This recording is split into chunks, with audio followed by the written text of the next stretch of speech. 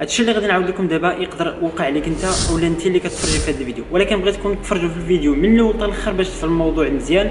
المساله عاوتاني في مواقع التواصل الاجتماعي بغيت نشوف شي تفسير ليها. بعض المرات غير كتنوي ولا كتفكر في شي حاجه كتدخل مواقع التواصل الاجتماعي كتلقاها. كاين اللي كيقول لك لا هضروا لو كيتجسسوا علينا. شنو التفسير ديالكم نتوما لهذه المساله هذه؟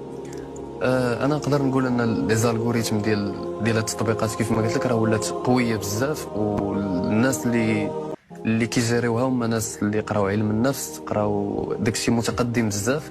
وزياده على ذلك انت هاز واحد التليفون اللي فيه ميكرو، فيه كاميرا، فيه بزاف د الحوايج، وهذاك الميكرو ماشي كيتجسس عليك، فيه روبوت صغيور كيحاول يحلل الهضره ديالك، داك الصوت كيحاول ياخذو تكست وكياخذو عنده كيردو في لاباز دوني ديالو وكيشوف واش هاد السيد هذا واش هضر على هاد الحاجه، واش بغى يشري هاد البرودوي.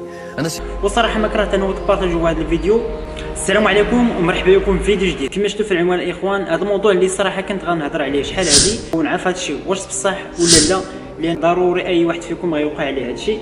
نبداو في الموضوع ديالنا. مثلا الاخوان، انت بغيتي تشري تليفون اولا بيسي اولا موتور او بديله اولا الريحه، المهم من بعد انه كتهضر انت وصاحبك كتقول ليه بغيت نشري هذه. نعطيكم مثال الاخوان، مثلا هذه الريحه كتقول لصاحبك بغيت نشري هذه الريحه، كتقول ليه بحال هذه القرعه وتكون بهذا اللون، وغير كتصالوا الموضوع ديالكم يعني فوا كتدخل التليفون ديالك كتلقى داكشي اللي هضرتي عليه.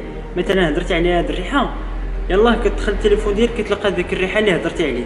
المشكل ماشي زعما اي ريحه، هذيك اللي هضرتي عليه نيت. مثلا هضرت عليها هذه بهذا الشكل وكتلقاها. صراحه انا وقع لي هادشي شحال من مره. انت وقع لك هادشي، مثلا بغيتي تشري شي سبرديله، اون فوا كتدخل التليفون كتلقاها، اولا بيسي اولا التليفون كتقول بغيت نشري سامسونج او نشري الايفون، غير كتهضر على الايفون يلاه كتدخل التليفون ديالك كتلقى داك التليفون اللي هضرتي عليه. وهادشي الاخوان راه ممكن لان التليفون ديالنا فيه جوج ديال الحوايج، هي الكاميرا والميكرو. ميكرو الاخوان مثلا هضرتي على هذه الريحه وقلتي السميه ديالها، يقدر يتوصل داك الاوديو من التليفون ديالك على حساب الميكرو، ويقدر انهم من بعد انهم يقدروا يترجموا هذا الشيء، ومن بعد انهم كيبارطاجيو معكم داك الشيء اللي هضرتي عليه. مثلا غير نعطيكم واحد المثال، لان التليفون ديالك داك المعلومات اللي فيه زعما في واتساب ولا في الفيسبوك، راه كاع الرسائل ولا المكالمات داكشي اللي كتهضر عليه راه عندهم. غير واحد المثال مثلا كيفاش كيعرفوا اش من التليفون اللي عندك. دابا انه فاش كتدخل مثلا الفيسبوك، بعض المرات كتدخل كتزيد كيطلع لك واحد التطبيق ديال اما ديال الفيروس اولا زعما كيقول لك الا بغيتي تخفف زعما الهاتف ديالك. ومن بعد انه فاش كيحطوا لك داك التطبيق كتكون فيه السميه ديال التليفون ديالك. المهم باش غير تعرفوا بلي راه كلشي عندهم المعلومات على التليفون ديالك. ولكن واحد الحاجه اللي ما بغاش تفهم ليا ماشي هذه، لان هذه كما قلت لكم راه ممكن انهم يسمعوا بالميكرو ولا بالكاميرا، هي انه بعض المرات كتقول شي حاجه مع راسك، ماشي زعما كتقول لصاحبك بغيت نشري هذه، ولا غير كتقول داكشي مع راسك. اون فوا كتدخل التليفون ديالك كتلقى داكشي اللي هضرتي عليه. هذا الشيء اللي ما بغاش يتفهم ليا، زعما ممكن انهم يعرفوا هذا الشيء. صراحه انا جاتني بشكل، حيت لا يعلم الغيب الا الله.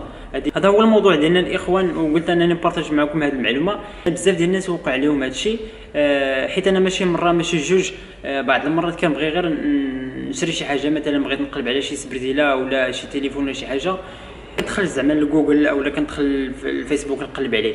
اون فوا غير كنقول مع راسي وكنلقى داك الشيء.